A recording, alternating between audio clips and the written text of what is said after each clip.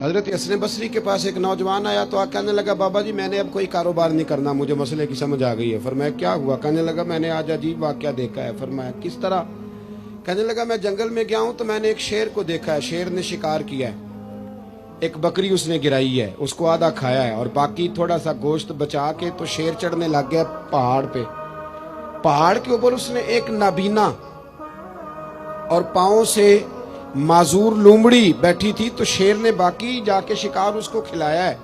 تو حضرت صاحب جو رب لنگڑی اور نابینا لومڑی کو روٹی دیتا ہے مجھے بھی دے گا، اب میں نے کوئی کام نہیں کرنا۔ حضرت صاحب مسکرا پڑے، فرمانے لگے بھی تیرے اخذ کرنے پہ بھی قربان کروں، تیرے استدلال پہ بھی قربان جاؤں، کیا تو نے شاندار استدلال کیا ہے۔ فرمانے لگے کہانی میں کریکٹر تم نے دو دیکھے، ایک شیر دیکھا ایک لومڑی دیکھی، تم نے لومڑی بننے کا پروگرام بنایا، شیر بننے کا کیوں نہیں بنایا؟ شیر بننا، کھا بھی اور کھلا بھی، پہن بھی اور پہنا بھی، آگے بڑھ، تم نے لومڑی بننے کا ارادہ کر لیا ہے کہ پہنچے گا تو کھاؤں گا۔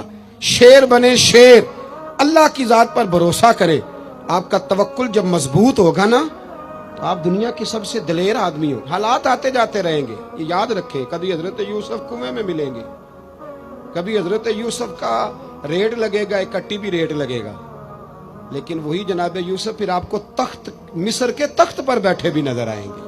حالات بدلیں گے، حالات سے سہمے ہوئے لوگوں کو بتا دو حالات بدل جاتے ہیں، ایک جیسے نہیں رہتے۔ تو میرے بھائی، پہلی میرے محبوب کی تعلیم ہے توکل، اللہ کی